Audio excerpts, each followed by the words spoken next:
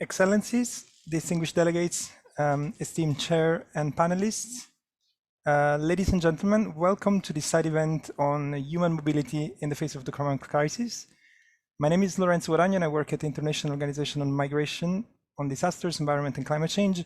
And together with our colleagues from the Internal Displacement Monitoring Center, the UN High Commissioner for Refugees, and the Platform on Disaster Displacement, we have organized today's panel and event to provide a comprehensive look at how we collectively are addressing the drivers of migration and displacement, how we're working to protect people on the move, and how we're working to find durable solutions for all affected persons in contexts that are characterized by increasingly complex and interconnected risks that are linked both with natural and man-made hazards.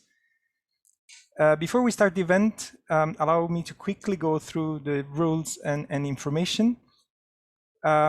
First of all, as you might have heard, this meeting is being recorded and the recordings will be made available online on the event pages that IDMC and IOM have set up for this aim and all other relevant platforms. The event will be structured with an initial panel, followed by a series of statements by registered delegates, and a final Q&A session with the panelists. Throughout the event, only the panelists and the registered delegates will be able to turn the video and audio on. All other attendees instead are requested to use the Q&A function to address questions to the panelists or to communicate with the organizing team for any technical support. Without further ado, I will now give the floor to Professor Walter Kaelin, the envoy of the chair for the Platform of Disaster Displacement, who has kindly agreed to chair and moderate this meeting. Professor Kaelin, you have the floor. Thank you, Lorenzo. Excellencies, ladies and gentlemen, dear colleagues and friends, you're all very well aware about the magnitude of the challenge of human mobility in the face of climate crisis.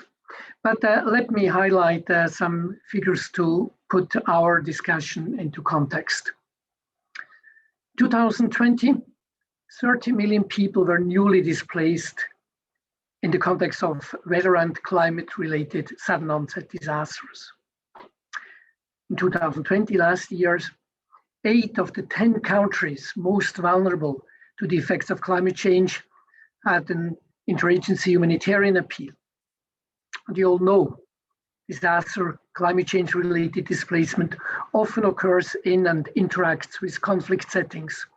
In fact, 95% of all conflict displacement last year occurred in countries vulnerable or highly vulnerable to climate change. And as we know, climate change is not only displacing people, it's also affecting those already displaced, those who already had to flee.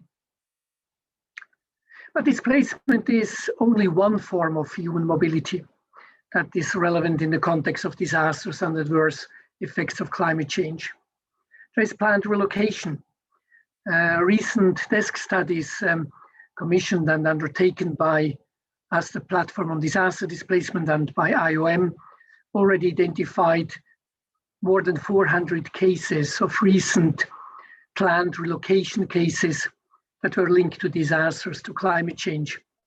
The list is far from complete, and we know that sea level rise and other impacts of climate change will trigger much more of these cases where people have to relocate.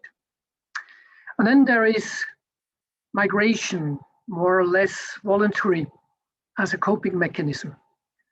Often it's a positive coping mechanism, but depending on the circumstances, it might also be negative, might further enhance the vulnerability of those on the move. These are all topics we will address in the next 90 minutes. Yeah, the question is, what can we do? We at the Platform on Disaster Displacement have a clear message. We must help people to stay by reducing hazards. That's the implementation of the Paris Agreement, by reducing their vulnerability through building resilience, through disaster risk reduction measures, through measures helping to adapt to climate change. But this is not good enough to protect people. We have to help them to move out of harm's way. Here we're talking about migration pathways. We're talking about planned relocation. And then those who are displaced, they need protection. Protection as internally displaced persons, but also protection as persons who are forced to cross borders. How to prevent, how to protect, how to find solutions to best respond to future trends. That's the topic of the panel. And we have a great panel. We first will look at how climate change affects refugees, local communities, how UNHCR is dealing with these challenges. I'm so glad to have Joelle Hangi, the refugee, who herself is a refugee, who is the co-founder and director of Refugee Artists and Authors. She will talk about that grassroots level and those experiences. Followed by Andrew Harper, the Special Advisor for Climate Change Action, who will talk about UNHCR's approach. Then, kind of the second segment of this panel, we'll hear about data, about existing data on how climate change influences extreme weather events, but also data on the conflict, disaster, climate change nexus. Maria Teresa Miranda Espinosa, she is the Information Management Coordinator of IDMC. We'll talk about that. And then, to get back to realities, we'll have 3 interventions on country and regional experiences. And I'm so honored that we have His Excellency Mohammad Qaseem Haidari, the Deputy Minister for Coherence and Disaster Affairs, the Afghan Disaster Management Agency, who will tell us about complex humanitarian emergencies in his countries and how his government is addressing them. We'll hear from Mr. Richard Danziger, the Chief of Mission of IOM Somalia, talking about the environmental drivers of crisis and mobility in Somalia, another situation where conflict and climate change interact, and the consequences for programming. And finally, Kyung-nan Park, the Deputy Regional Director for Central America, the World Food Programme, WFP, will talk about climate change as a driver of mostly irregular migration and WFP's strategy to address this situation. So you've already seen, it's really an exciting panel. We'll learn a lot. I'm really looking forward to that. After that, as you have already seen, we will hear statements from delegations. We already have quite a long list of delegations, and then question and answers. And as you have heard, please put your questions into the chat box, and then the final round, panelists will answer these questions. The time is very limited with so many people on the panel already signed up for statements from the floor. So please keep to your time, panelists, 5-7 minutes. I'm so sorry, but I will have to be very tough with you. Otherwise, we will not be able to really cover everything. So, as mentioned, Joelle Hangi is our first speaker. And I really would like to know from you, what's the perspective of someone like you, being a refugee, but also working with communities, knowing about how communities, displaced or not displaced, address all these challenges. Over to you. Thank you so much, Professor Walter. Let me thank you and the rest of the team for inviting me here. I'm so honored to be part of this discussion. And my name is Joelle Hangi. I'm originally from the Democratic Republic of Congo and a refugee in Kenya for now 7 years. And being in a displacement setting, it's really challenging looking at the practice and life, day-to-day life. It's really challenging.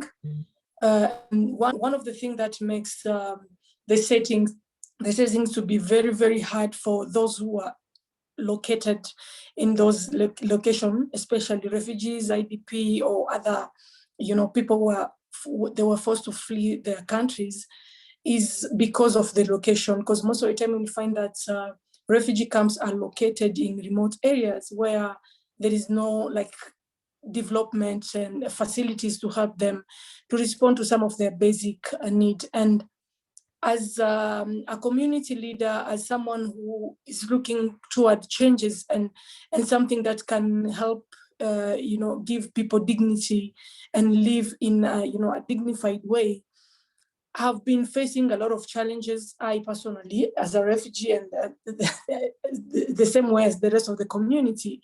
But at the same time, I've witnessed a lot of challenges coming to climate change and the effect of climate change on people who are actually located in refugee camps.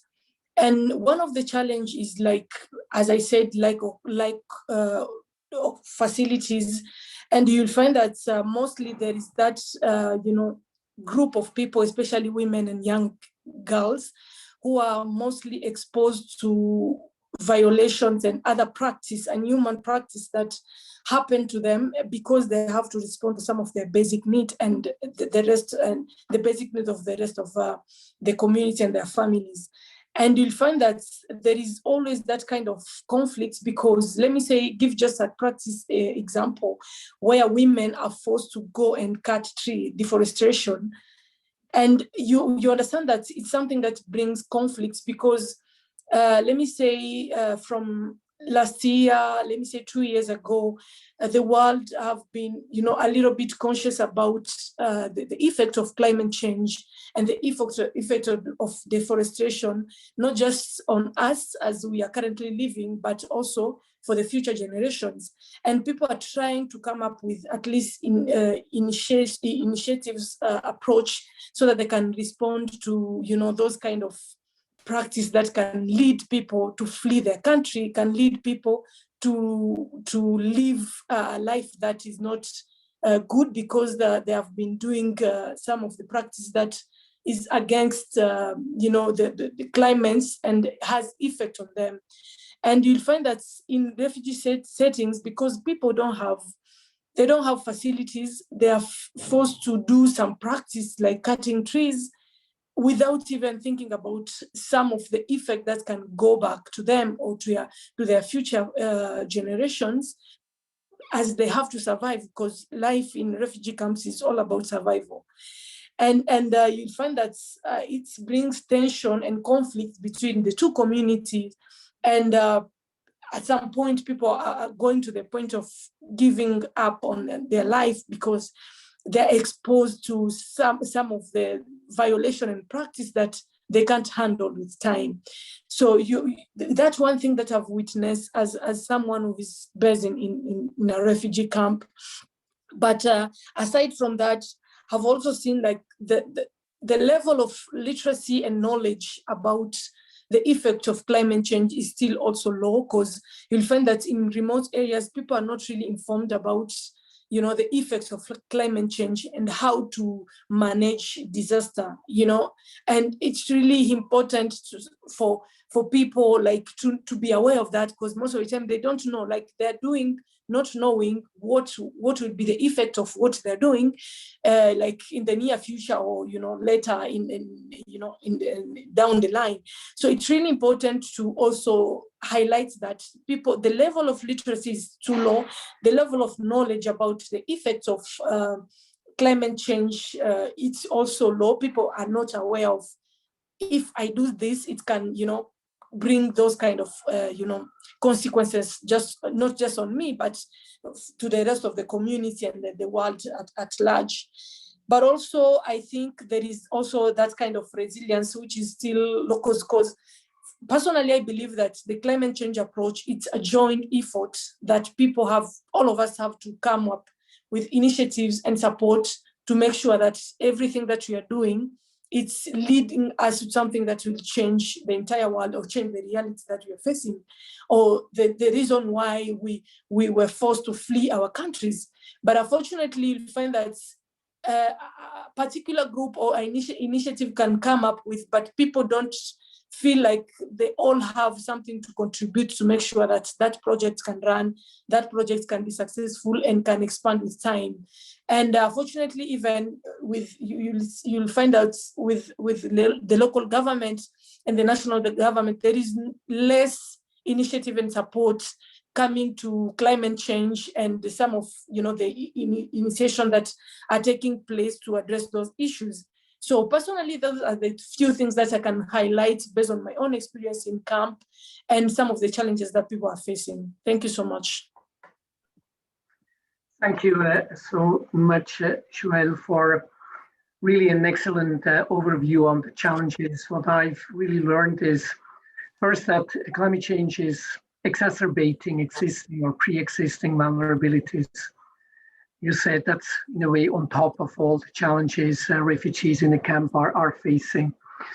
But then also your positive message that we only can jointly address these challenges, that everyone from the very local communities, from the people who even might not be that aware to those at the international level, the international community must work together.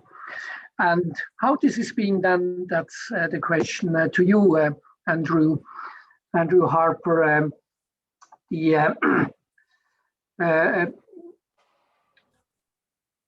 Special Advisor for Climate Action at UNHCR, sorry for losing this thread.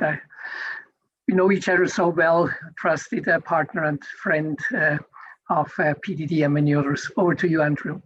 Okay, thank you, Walter. And firstly, I'll keep it to within my 5 or 6 minutes.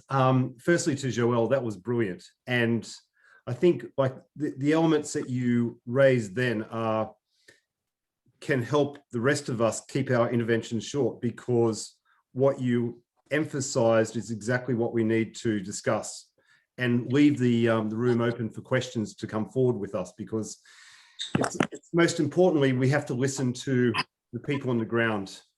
It's no longer an issue of humanitarian actors focusing on delivery. We have to transform the way in which we work, because the way in which we have worked in the past is not sufficient to address the magnitude of the crises that are befalling the world at the moment.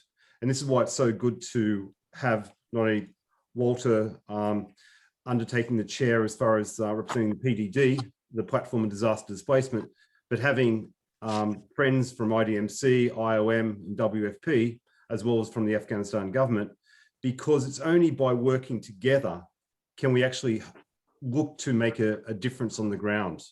The way of working in the past is not sufficient. And again, it's also great to have Richard being able to come in from Somalia, because as Joelle mentioned, we don't have the luxury of working on nice locations in capital cities, like where refugee camps are located or where IDP settlements are located. They're in the most marginal pieces of the world.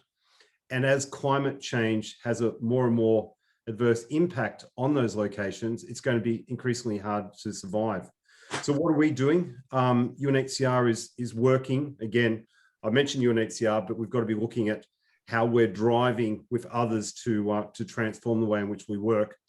We're looking to identify where are the protection gaps, where are the assistance gaps, how can we be more effective at the ground level.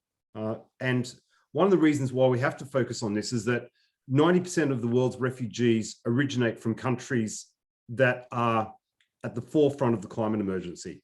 So any one of us on the panels today are already working on the impact of climate change.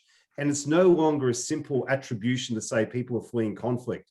It's become much more challenging than what it's ever been done in the past. People are fleeing because of a combination of conflict, poor governance, food insecurity, a lack of hope, a lack of future.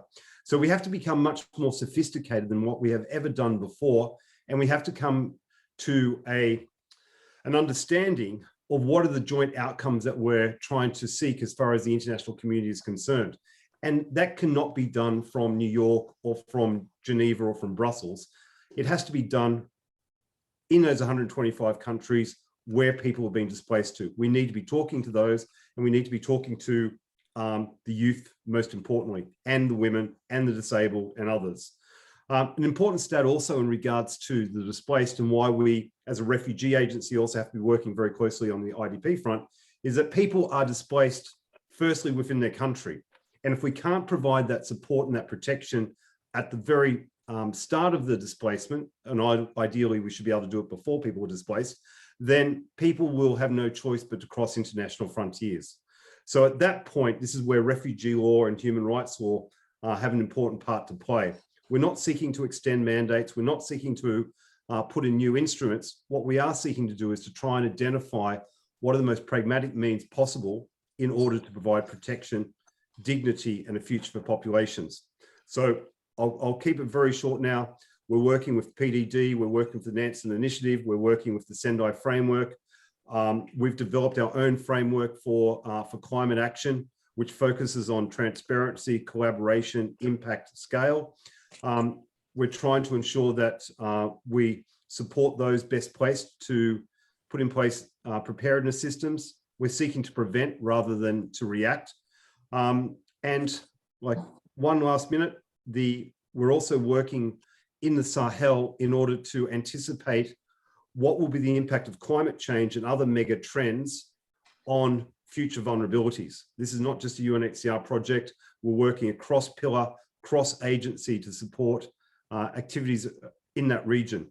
And we're looking to partner with agencies, academics, in order to anticipate the future, because by only anticipating the future, listening to the people on the ground, can we really hope to do a better job than what we're currently doing. So thanks to my friends in PDD, IOM, IDMC, across the board for the partnership. Let's move forward. Over.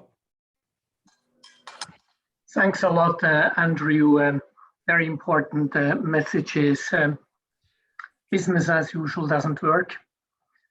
No top-down approaches, but bottom-up, starting with affected communities, working across silos, and building resilience very, very early on in the humanitarian response.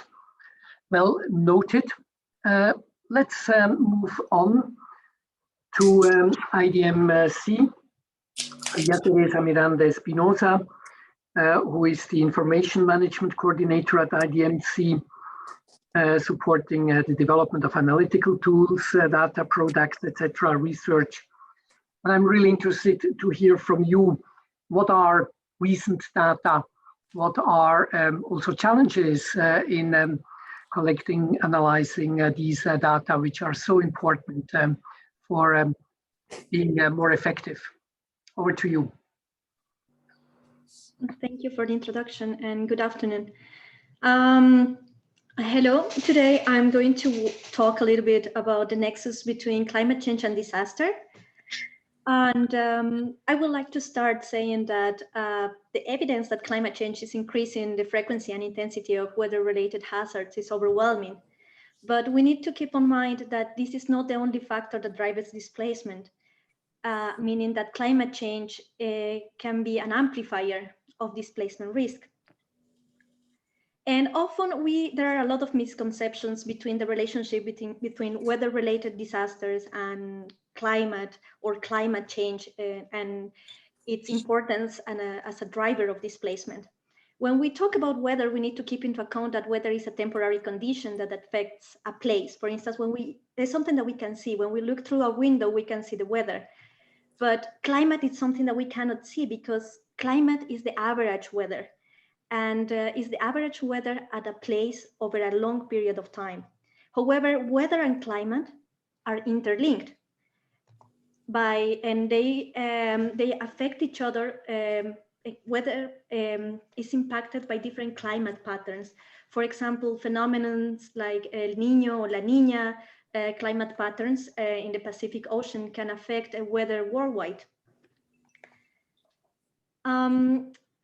However, these kind of events become disasters when we have disruptions in the functioning of communities. And the severity of the disaster is going to be, or is going to depend on the severity of the hazard, the number of the population affected, and the coping capacity of this population. And I wanted to mention this because when we talk about climate-induced displacement or disaster-induced displacement, we need to keep into account that demographic and socioeconomic conditions are very important. Most of the data that we collect in IDMC, disaster-related data, comes from sudden onset disasters, meaning wildfires, storms, floods, or hurricanes. These type of disasters are unfold in some hours or days. However, something that is challenging to collect and to understand as well are slow onset disasters, because these are gradual and incremental processes that unfold over several months, years, or decades. Some examples of these kind of disasters are droughts and sea level rise. However, drought impacts are often excluded from displacement estimates because they are very difficult to quantify. As they are different from sudden onsets because they don't have a clear start or end date of the hazard. Therefore, when we think as well about the impacts of climate change, we also need to take into account that these impacts can be slow onset, and they can be reflected in different ways. They can impact weather patterns, but in indirect manner. So when we talk about disasters and climate, as I said before, we can't, excuse me, we can't directly attribute the number of new displacements related to climate. However, because as I said before, the impacts of climate are indirect. However, models and long-term data, long-term observational data can tell us a little bit more about disasters, climate, and displacement and how these interact. Every year, IDMC reports on millions of displacements related to disasters. On average, since 2008, we have reported 24.5 million new movements every year. Weather-related hazards account almost for the 90% of these displacements. And this is the observational data that we are building that is used to try to understand potential impacts of displacement in the future. That can be used in different models to try to understand what are the impacts and trends right now and what could be the impacts of displacement in the future. Just in 2020, we reported 30 million displacements as a result of weather-related events. Now, this data, when it's used with different methodologies and in combination with different data sets, can help us to build probabilistic models that can help us to understand what could be the probability of people of being displaced. This map shows a different picture than the one that I showed before. This map describes the average annual displacement risk. And this is a metric that we generated in collaboration with academia.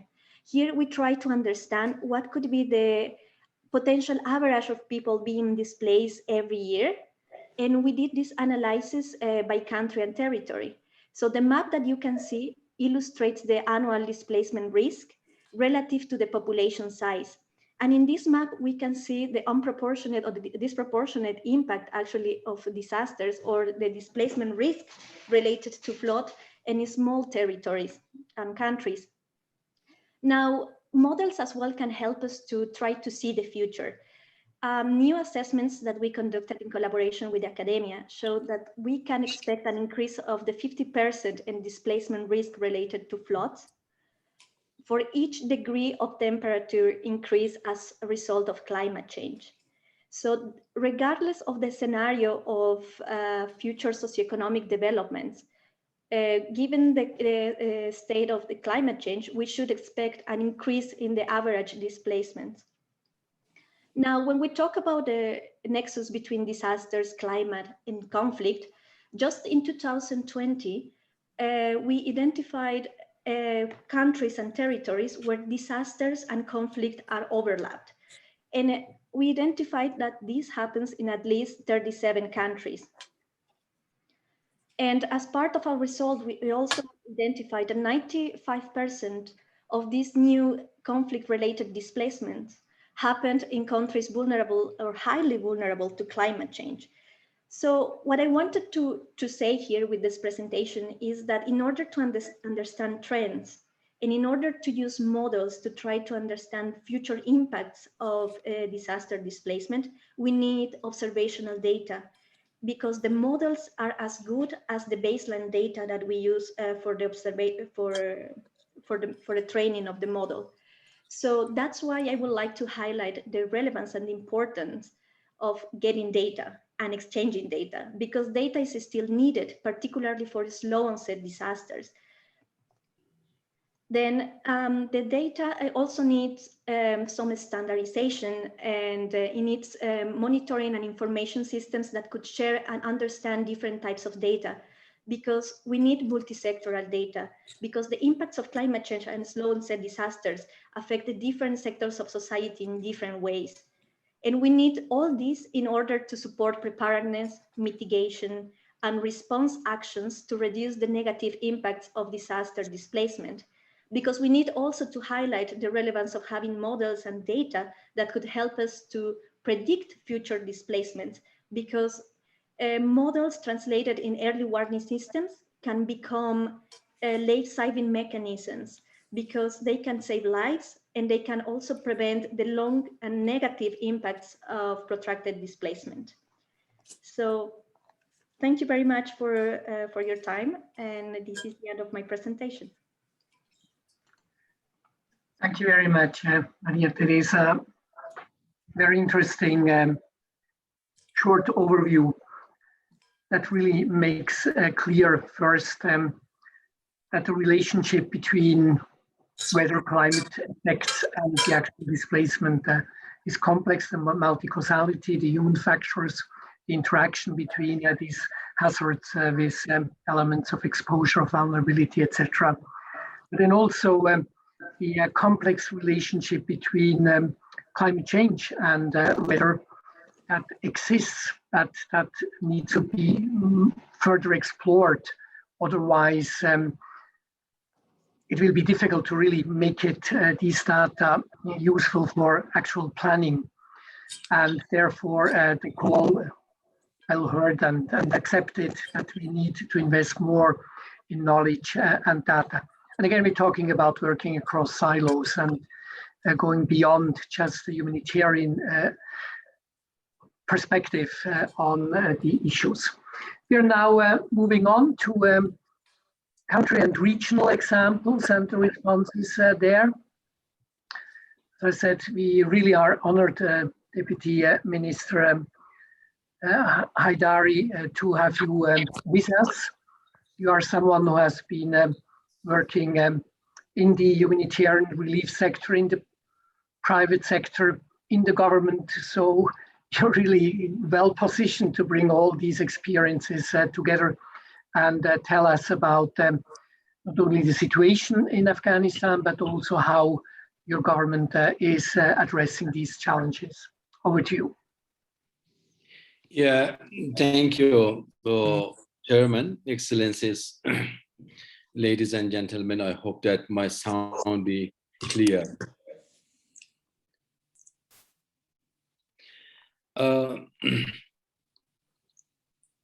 First of all, I will say good morning, good evening, and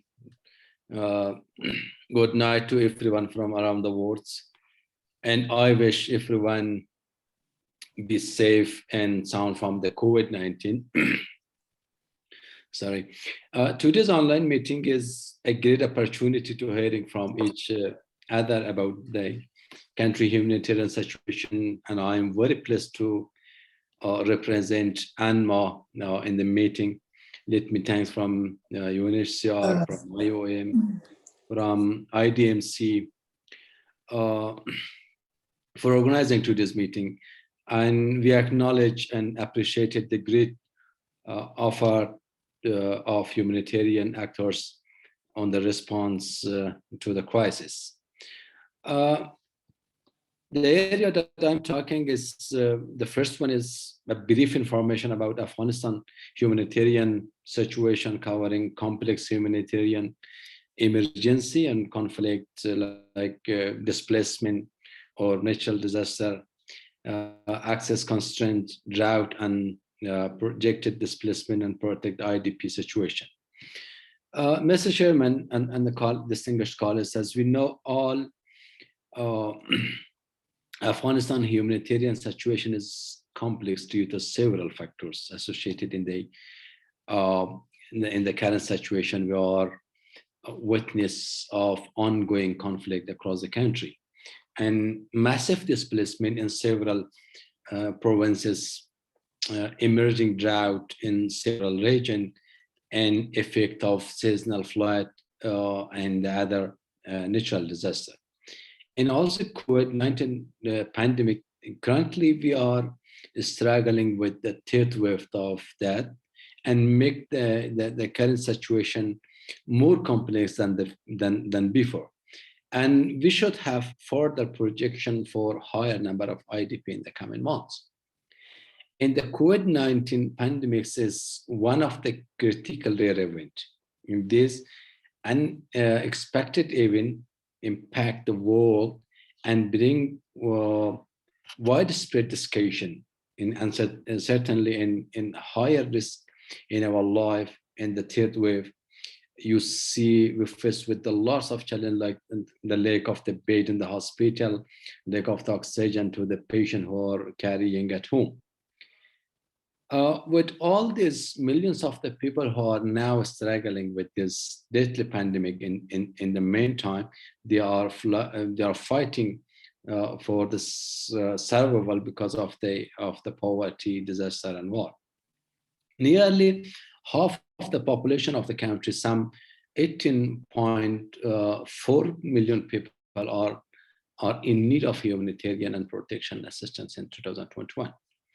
And more than 1/3 of the people are facing crisis emergency level of the food insecurity, and nearly half of the children under 5 are expected to face actual malnutrition in 2021. Need are being further compounded by emergency threats such as drought condition and escalation of conflict, with some around 13.2 million people anticipated to have immediate need during the spring alone. So protection and safety risk to the civilian, particularly to the women, children, and people with disability, are also on the rise. And the second area that is the government and humanitarian actors preparedness and responsibility in the addressing the humanitarian need. In terms of preparedness, Afghanistan government and humanitarian actors working closely through a coordination manner, the response plan developed to address the humanitarian need in the country. The HRP for 2021 is executed by the UN agency. The required funds for implementation of HRP for the UN and UNMO, and we are advocated in the high-level decision-making to encourage the donor to extend their support in the humanitarian sector. UNMO, or our agency, was involved on the seasonal contingency plan. It's developed with OCHA, and we have provided critical input according to the condition. We are the vulnerable people who are suffering from the impact of the disaster. And UNMO developed the seasonal plan for the floods. It's beginning in the beginning of 2021. Through the plan, we provide response to the flood-affected population in the more than 18 provinces during the second quarter of 2021. And also, UNMO developed the drought response plan in collaboration and coordination with stakeholders from the government, UN agency, and NGOs. The plan was presented to the cabinet meeting of Afghanistan last week, and the plan endorsed in the principle. Right now, we are addressing the few comments receiving from on that to finalize it. And today or tomorrow, the drought declaration will be announced by the government. And later on, we will going to for an appeal to receiving fund for the implementation of the drought plan. And I'm sure that will bring attention of the donor to support the humanitarian sector in implementation of Afghanistan HRP. And the third point is the government effort on linking humanitarian intervention to early recovery, development, and prioritizing DRR or resilience based on the evidence data.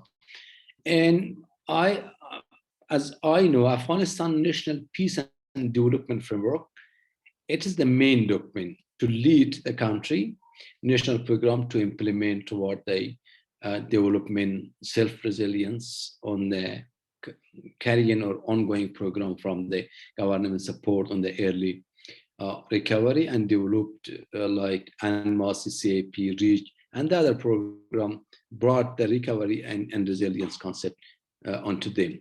However, with all this, the prioritization of the DRR and resilience is still an area to be more focused on that. Though the government and UN agency in the last few years, very less number of the project has been implemented on DRR and community resilience building in the country.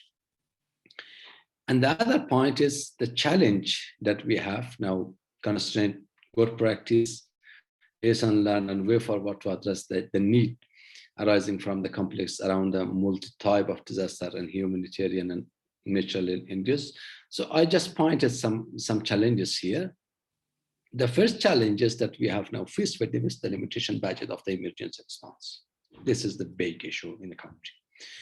The other is the prolonged and escalated conflict across the country. It's continued to, to the humble humanitarian access. And number third is the high demand on humanitarian assistance. And the other point is access issue to be in the government. And the other is less investment on mitigation and reduction for the natural disaster. And as a last point is no function early warning system. No ensuring that, alert reaching to the end user. And the good practice that we have, this is the response paper on their origin plus on time, supporting to the anticipated affected family to help them to the avoid of displacement.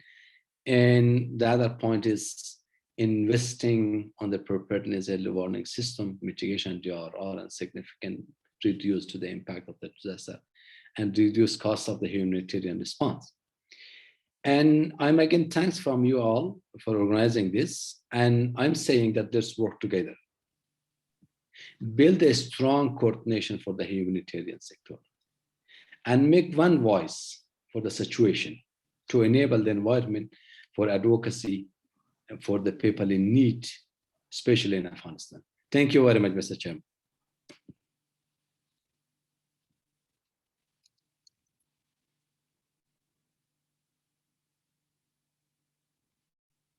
I have not your sound, sir. I don't know. Yep. Now I'm back with my sound. Sorry. Thank you so much, Minister. Your concluding remarks were really the message we needed to hear.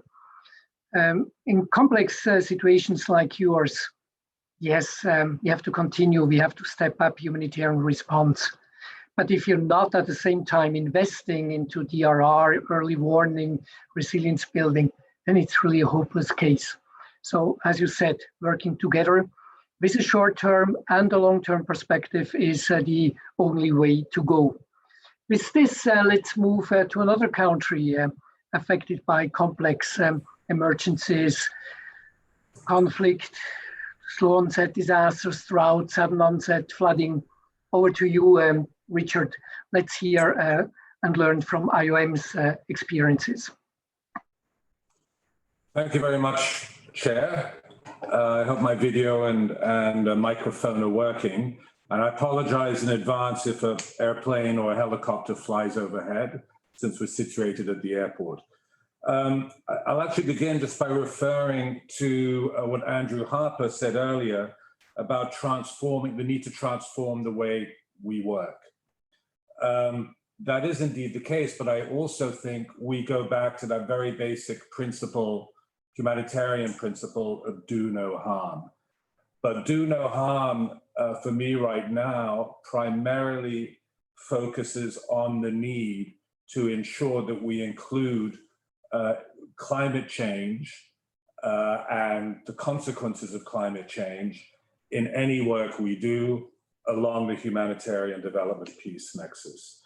I'm working in Somalia, which is a country that has endured 30 years of protracted crisis, both from conflict and natural disasters, sudden and long onset, recurring droughts, locust invasions, floods leading to food insecurity. This is a regular cycle of natural disasters. There are currently almost 3 million internally displaced people in Somalia. And we can talk about conflict-induced displacement, natural disaster-induced displacement. Much of it comes back to climate change.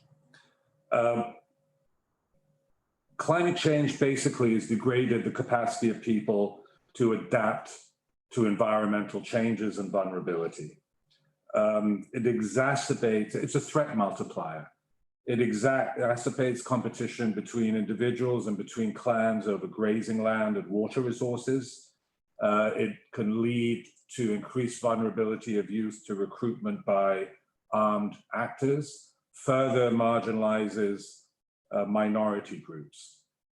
And I think it's interesting to note that if you look at 3 areas of the world that have suffered for a long time from violent extremism, the Sahel, Afghanistan, Somalia, these are all areas where climate change has had or is having a huge impact.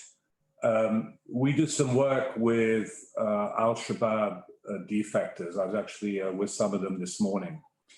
And it's very interesting, and I'm sure not surprising to those of you in this seminar, that the primary reason that they cite for having joined Al-Shabaab is linked to lack of livelihoods.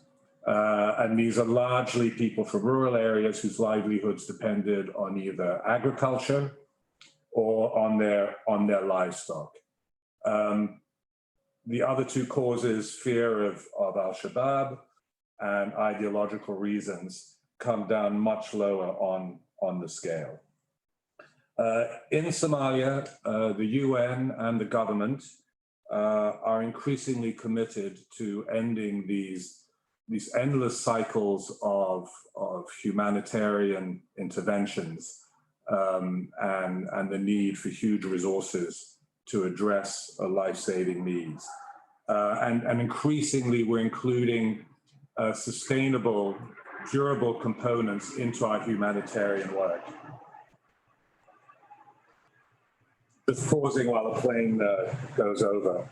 And importantly, the government here, the federal government, recently adopted a climate change policy, as well as an environmental policy, in addition to the National Adaptation Program of Action adopted in 2013. It's difficult to always see a direct causal effect between climate conflict and displacement.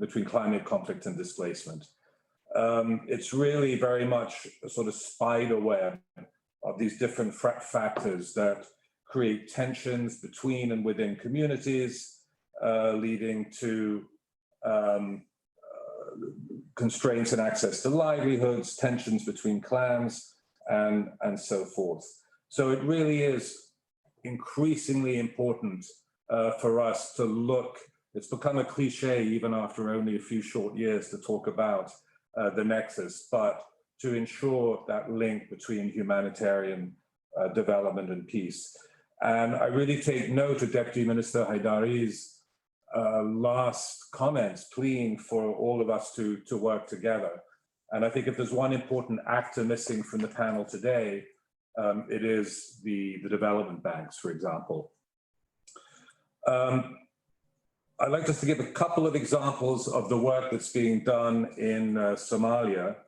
One, which I believe the first time it was used by SURF was in Somalia last year, is the SURF-funded Anticipatory Action Program, with the idea being able to build resilience and to intervene before natural disaster strikes.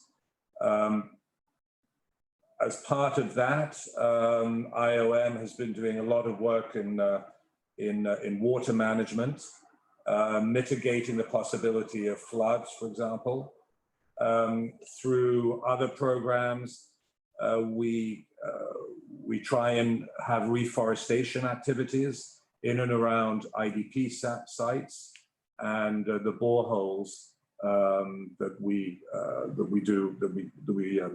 do a lot of in the country. And I'd like to give a very good example I saw just last week in the north, where there have been some very severe droughts, the last one in 2018, and they're extremely worried about this year. One regional government blocked off 60 square kilometers of land, built a borehole, and in 2018, this reserved land with the borehole managed to save 35,000 head of camel and goats. And we're about to rehabilitate this borehole now. So this idea of land use and the need to preserve land for future droughts, I think was an excellent idea. I mentioned 2.9 million, almost 3 million IDPs in Somalia. I think it's also important that we look at this issue of internal displacement and try and see it through a different lens, starting by not necessarily calling them IDPs after they've been displaced for many, many years. Many of these displaced people are living around major urban areas. And, you know, I asked the question, what is the difference between them and between urban migrants? These are all people who have to flee their rural areas to move to cities. And that is a phenomenon that we see all over the world, though the drivers may be different. What are we doing in terms of long-term response? We ensure that we mainstream climate change into all our community-based planning tools. This allows for a bottom-up approach to addressing climate change and to improve adaptation. I know this idea of bottoms-up was already addressed by the panel. We try and give displaced people access to climate-smart income generating activities. This includes, for example, recycling plastic, adapting new agricultural practices such as drip irrigation, and as much as possible enabling households to diversify their income.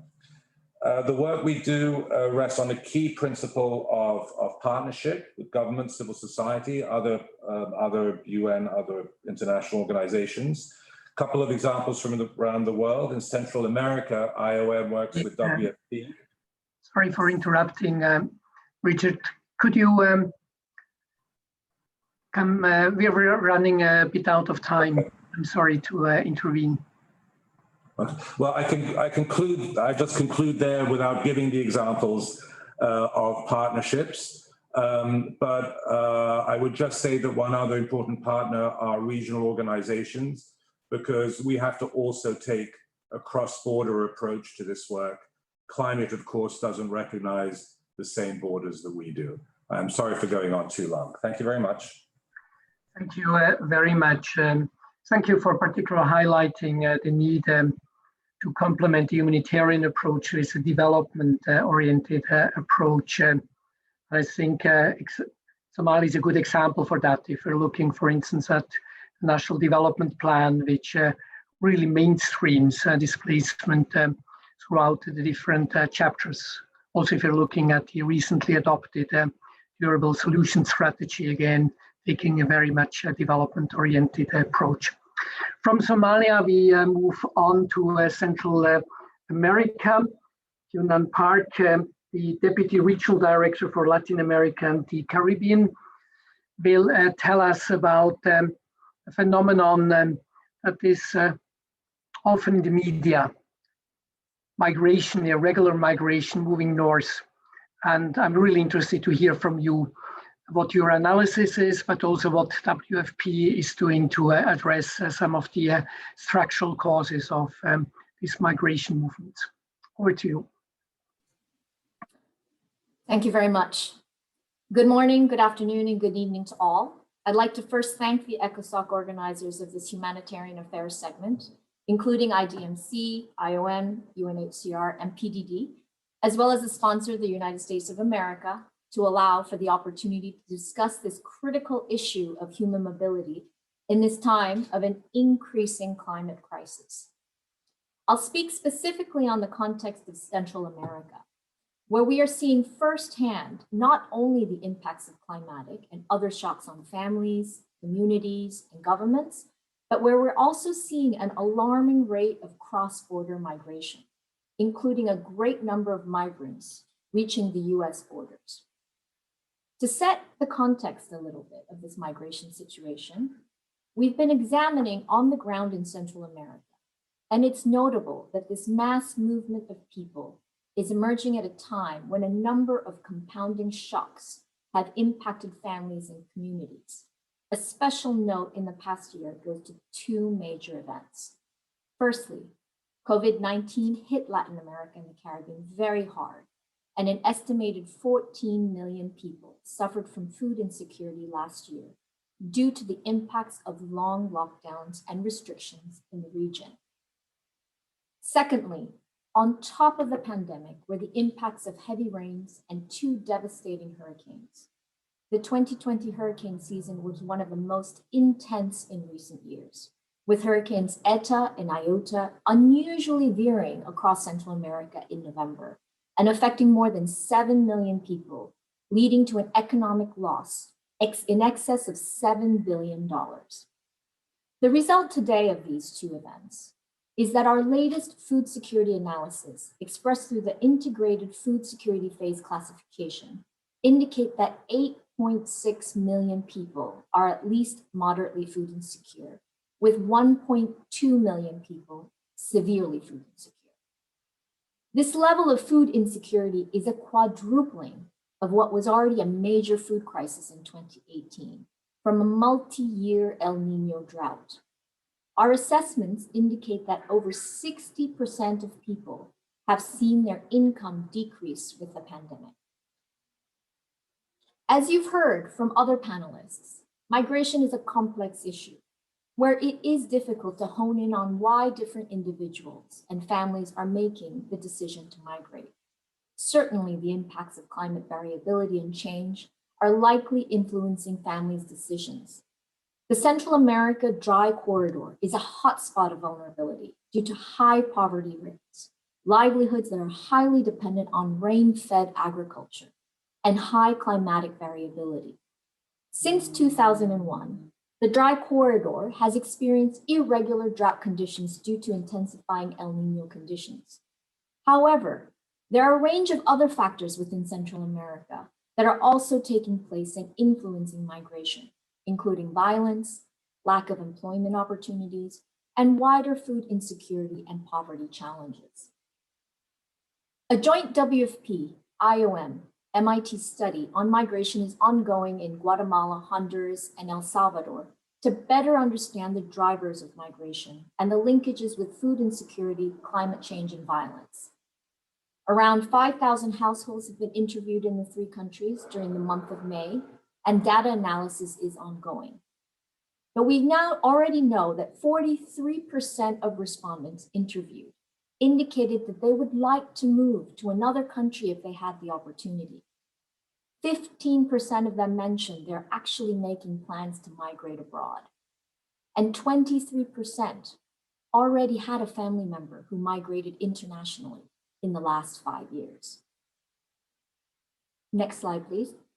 So what is WFP doing? To reverse this migration crisis requires massive effort.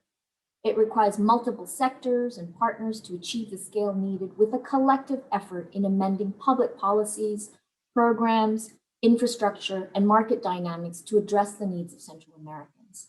These efforts are beyond the scope of one organization. However, WFP's active involvement in supporting governments has meant that we are a ready partner in this collective effort. We've been articulating this in a Central America strategy to address the key drivers of migration. The draft strategy looks at operationally scaling up immediate and medium-term food security interventions that will support people's livelihoods, income, and employment opportunities, while building on a number of longer-term investments in innovations and partnerships to help build resilience of Central Americans and their governments to future shocks. So we've heard a lot today about innovative ways to help people and governments better prepare and anticipate and protect lives and livelihoods. Our Central America strategy heavily reflects this focus.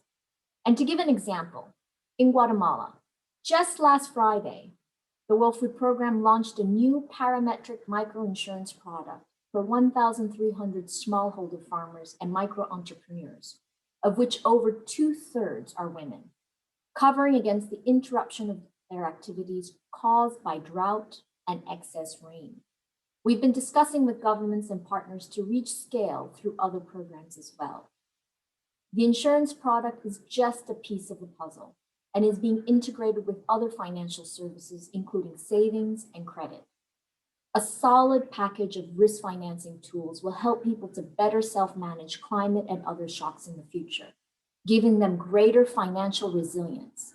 We're also coupling these activities with climate information services, as well as implementing traditional household and community level asset creation activities that can enable people to adapt their lives and livelihoods to the increasing impacts of climate change.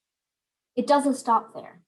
We're also engaging with local government, meteorological agencies, and communities to start building forecast-based financing protocols for dry spells and to explore innovative funding alternatives to support such anticipatory actions.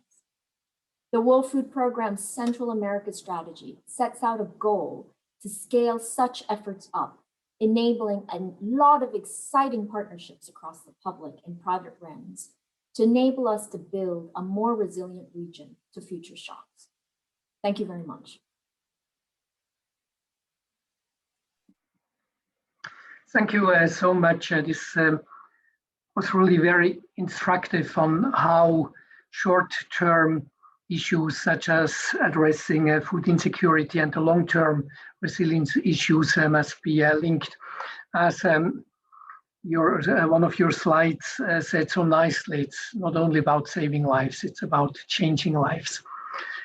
With this, I would like to thank all the panelists for really great input.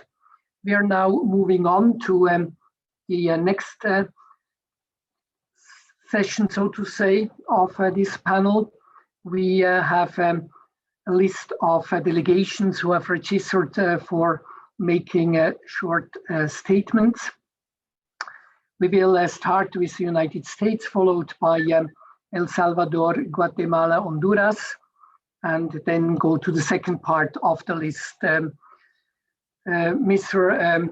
Jeffrey De Laurentiis, welcome, and let me thank you so much for having sponsored this important event. I think, as you have heard, it's really very rich and enriching what you heard, and an important contribution to this year's humanitarian segment. Over to you. Thank you very much, Walter, for those kind words and for moderating this important side event during the ECOSOC Humanitarian Affairs segment. I also want to thank the Deputy Minister, refugee artists and authors, UNHCR, IDMC, IOM, and the World Food Program for providing such a diverse range of perspectives. The United States is proud to co-sponsor today's event, and we remain committed to working with the international community to address the intersection of climate change and human mobility. We especially want to raise awareness around the humanitarian situation in the dry corridor of Central America, which is most acutely impacting El Salvador, Guatemala, and Honduras. We know that affected countries in the dry corridor are leading the response to this crisis, and we stand in solidarity to support and supplement their best practices. The forthcoming needs overview from the UN will help us address gaps in protection, food security, and other key areas of assistance. We also must not lose focus on the enduring displacement caused by last year's back-to-back hurricanes. The United States is grateful for the work of the World Food Program in this region, as well as other UN agencies and NGOs.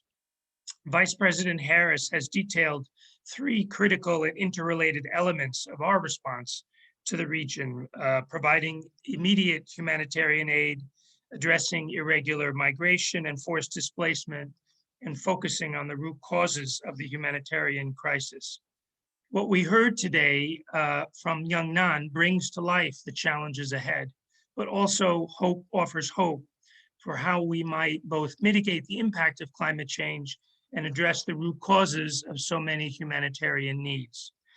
The citizens of the dry corridor countries are leaving their homes at significant rates, but we know that they don't want to leave their homes, which is just one reason why today's discussion is so important. We need to use all of our collective expertise to solve this problem. And we look forward to supporting the forthcoming UN humanitarian response plan for the region and working with other member states to ensure this response receives the international support it deserves. Thank you very much. Thank you very much, Jeffrey. Ambassador Lopez, the floor is yours. Thank you so much. At the outset, let me express my gratitude to all organizers for inviting El Salvador to participate in this event. For El Salvador, this pandemic is not only a health crisis. While the Salvadoran government was working entirely and investing considerable resources to fight the COVID-19 pandemic, tropical storms Amanda, Cristobal, and as well, Hurricane Eta and Iota struck our country, exacerbating persistent humanitarian needs, as was explained by WPF. These extreme weather events affected more than 30,000 families in our country, causing floods and significant material losses. But it was also a reminder of our high vulnerability to climate change. Excellencies and colleagues, around 3.1 million Salvadorians live abroad, and our government is deeply committed to combating the structural causes of irregular migration by providing alternatives to improve the living conditions in our country. In this sense, we are developing the agricultural master plan to ameliorate Salvadorians' lives, including those residing in the Central American dry corridor, as this may also reduce their propensity to emigrate. Moreover, we are implementing the Territorial Control Plan, which is a comprehensive initiative to improve security in El Salvador, to guarantee the care and protection of those displaced by violence, and it aims at reconstructing the social fabric, with a particular focus on youth. Furthermore, El Salvador, as part of the Comprehensive Protection and Solutions Framework, MERPS, has made voluntary commitments to providing protection, care, assistance to the most vulnerable, such as displaced persons or at risk to be displaced, refugees, asylum seekers, and migrants in transit and also return migrants. As our moderator clearly mentioned, it's about changing lives. This is also what the Salvadoran government is aiming for. Dear friends, let me use this space to commend the work of UNHCR in El Salvador. The humanitarian country team has assisted the government in meeting various emerging needs. And currently, OCHA is preparing the humanitarian needs overview of El Salvador 2021-2022. In this regard, we call on all countries and other potential donors to continue supporting our efforts to save lives, to effectively respond to the diverse impacts and challenges of climate change and advance all Salvadorians' living conditions. I thank you. Thank you so much, Ambassador. Moving on to Guatemala, Ambassador Lam, over to you. Thank you. First, allow me to express my gratitude to all the distinguished briefers for their presentations, the organizers, and the United States of America for sponsoring this event. Guatemala is one of the most vulnerable countries with a high level of exposure to disaster risk due to climate change. In recent years, my country has been deeply affected by the influence of El Niño phenomenon that has had an impact in extended drought conditions. Maria Teresa from IDMC mentioned this in her presentation. Climate change has adversely impacted us, generating by extension a severe food insecurity crisis, according to recent data from IPC. As many as 3.5 million people in Guatemala suffer food insecurity. Despite this, the government of President Alejandro Yamatei has been working together with different sectors of the country to address this in a holistic manner. We have underway a national campaign for nutrition that has brought good results in a short period of time, prioritizing vulnerable population in rural areas, particularly in the area known as dry corridor or corredor seco, that it is the most affected due to the crop failure and the death of livestock and domestic animals among poor and vulnerable farmers. In this region, people are more prone to migrate and seek opportunities abroad, particularly in the United States of America. Climate change and its effects, as well as food insecurity, are interconnected. These challenges are a priority for the government of Guatemala, and we're working with a particular emphasis to guarantee attention to children and the most vulnerable. Migration dynamics are multidimensional and multi-causal. As a country of origin, transit, destination, and return of migrants, Guatemala plays a very important role in the region. Since 2018, several challenges have been faced, such as the so-called massive flows. This is a new form of migration which has at its final destination the United States of America. The country has worked on an action strategy to address these flows, involving the participation of national and international organizations. The Foreign Ministry has been in constant communication through bilateral coordination with Honduras, El Salvador, and Mexico to articulate response actions to address these flows in a comprehensive manner. Guatemala will continue to promote safe, orderly, and regular migration that allows for the strengthening of mechanisms that integrate two basic concepts, migration and development. For our country, some of the most strategic partners that have made a great contribution to government institutions have been the agencies, funds, and programs of the UN system, with the broad experience in migration, refugees, children, and human rights issues, among others.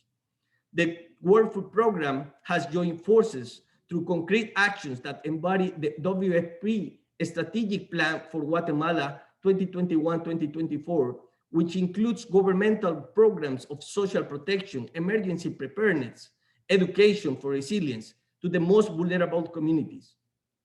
In this regard, Guatemala reiterates the value of the WFP mandate, which addresses not only humanitarian needs, but provides assistance towards sustainable development. Lastly, on April 2021, Mr. David Beasley, Executive Director of WFP, visited Guatemala and reiterated the importance of joining efforts to find new funds that can be used in projects of great impact of vulnerable communities. We look forward to strengthening the links between food security, climate change, and migration in a coordinated way during the coming months. Reason why we find side events like this of great value to the ongoing discussions with partners. I thank you. Thank you so much, Ambassador. And last but not least, let's hear from Honduras, Deputy Permanent Representative Cerrato. The floor is yours. Thank you, Mr. Moderator, and to all the co-sponsors of this important and timely event. Excellencies, ladies and gentlemen, climate change is creating a new paradigm of how countries plan for the future and invest in prevention and preparedness, taking into account evidence from country contexts around the world where climate change interacts with vulnerability and conflict as a driver of displacement.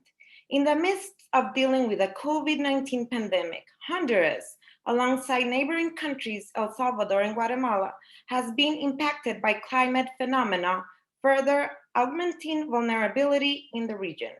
While also dealing with the devastating effects of the dry corridor, Honduras was hit consecutively by two hurricanes, Eta and Iota in November 2020, which caused over 1 billion damages and losses, and over 4 million people have been affected and are still facing the aftermath and residual effects. After a number of years where Honduras has faced a series of crises, man-made and natural hazards, which have resulted in high numbers of Hondurans leaving the country, climate change has exacerbated already underlying fragilities in the system where migration flows will continue if the effects are not mitigated and conditions are readily implemented to strengthen the rule of law, protect human rights, create resilience, food security, and economic recovery that ensure people can generate dignified livelihoods. Humanitarian assistance today, more than ever, is key to ensure much needed relief and provide support for families building back their communities, creating a new foundation to stay in Honduras. With solidarity and assistance of friends, partners, and the international community, Hondurans can reconnect, strengthen, as well as create new structures for sustainable development and expand their networks to generate relationships with ensure prosperity. I thank you. Thank you very much. It was really good to hear from the three countries from Central America what it means to be affected by climate change and how this links to displacement, to migration, to human mobility. We are now moving further south to Argentina. After that, closer to where I sit, Switzerland, and we'll end with UNICEF UK. Ms. Andres Perez Esquivel, Director of International Affairs, National Migration Director, Argentina, please make your statement. Thank you very much, moderator, and to all the organizers. We are very pleased to be here and communicate that Argentina has the pro tempore presidency of the South American Conference of Migration, a cooperation forum with 20 years of work that includes all the 12 states of the region.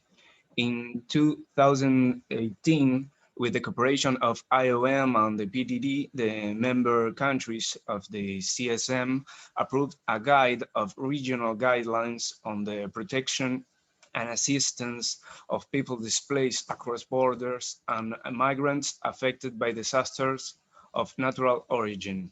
This document, despite not being binding, represents a consensus basis that allow us to move towards a common agenda by offering countries good practices and useful elements to address the situation of people who cross borders in scenarios of disasters and climate change. By Argentinian initiative, we have just created a regional network on migration, environment, and climate change with the purpose of working many of the topics mentioned in this important event. We are trying to address the general deficit of data and information, develop knowledge, skills, and communication, and the gradual institutionalization of this topic in each of our countries. So far, we have created a network of national focal points. We are working with Latin American civil society and academic networks for permanent feedback.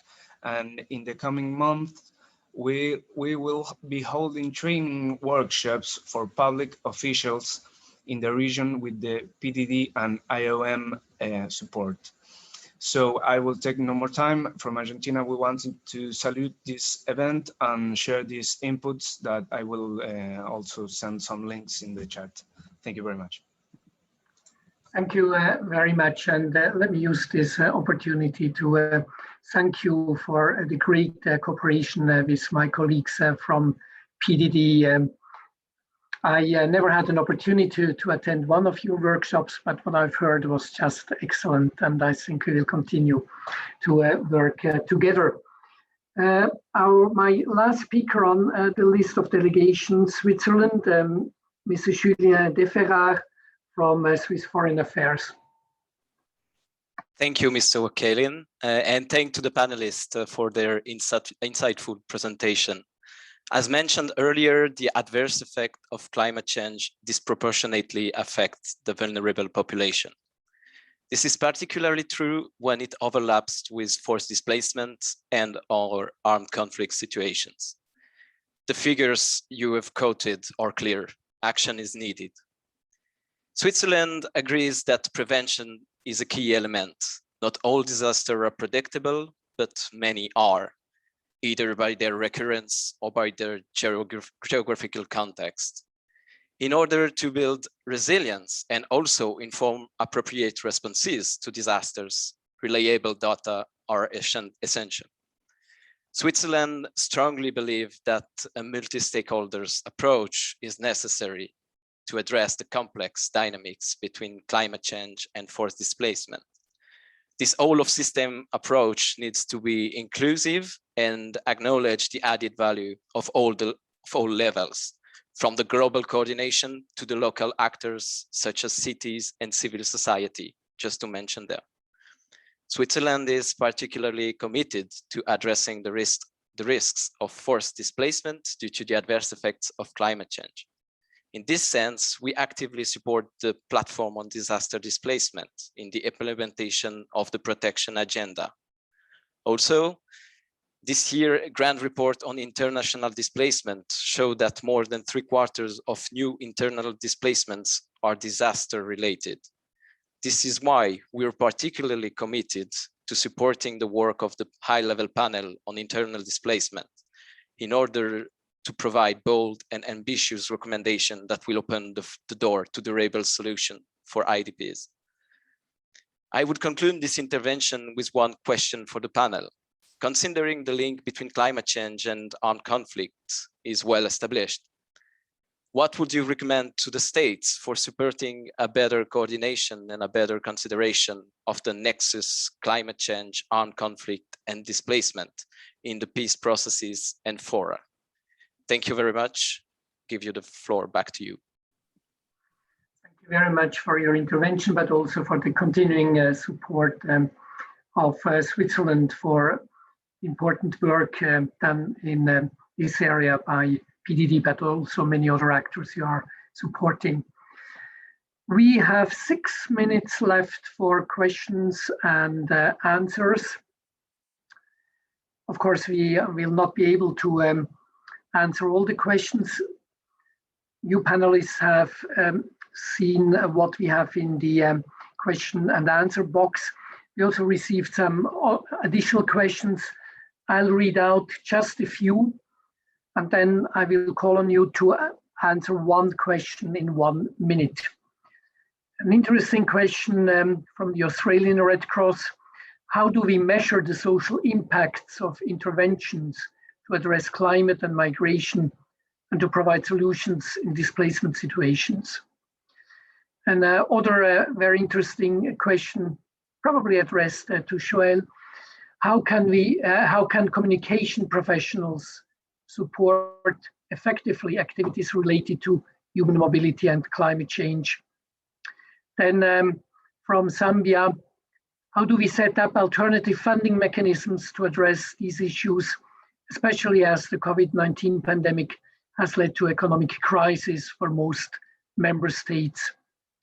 Then from the German Red Cross: how are the different UN agencies working together in a collaborative approach as one UN? I'm making it a bit shorter and blunter. There is a lot of rhetoric about that. But what about, in reality, becoming serious about localization and good risk communication? Then another question: what are the key actors in initiating protection to environmental displaced persons under international law? Any specific actors or states opposing or working against it? And finally, is there a risk of overly focus on climate change as a factor or driver or multiplier of risks? Is there a problem if you overlook or don't look sufficiently into other structural and historical factors behind conflicts and displacement? So these are some of the questions. You've seen more of them. Who would like to start answering one question? Andrew. Okay, just looking at my time, 2:26:50. I think a lot of it can be broken down into saying, we've got the possibility now to anticipate. So, and I just wrote it down then, we've got to anticipate, we've got to ask on the ground what people believe are the most serious threats. We need to assess, we need to act, and we need to hold people to account. But I would also, now that I've still got another 30, 40 seconds, if you look at conflict and climate, conflict just doesn't occur. Climate is a threat multiplier, it's a risk multiplier, it's a vulnerability multiplier. So we've got to work backwards from that and see, okay, is it an issue of food insecurity? Is it an issue of governance? Is it an issue of a lack of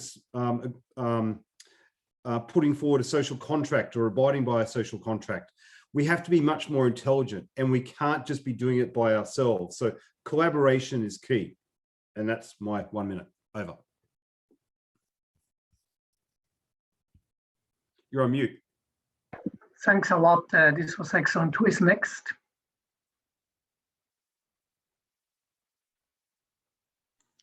I can jump in to a question from PDD. Yeah, absolutely. I think that if we focus too much on climate change as a driver or multiplier of risk, and we forget about the human impact, the socioeconomic characteristics of different contexts, we are missing out a lot. Like climate change, yes, it is an amplifier, and it's going to give us even more uncertainty in the future. However, we need to keep into account that disasters are not natural, that disasters are also the result of human-made activities and human-made decisions. Thank you. Thank you very much. Joelle, would you like to take up the question on how best to communicate these issues? And I particularly would be interested, what can art, what can literature contribute to such communication?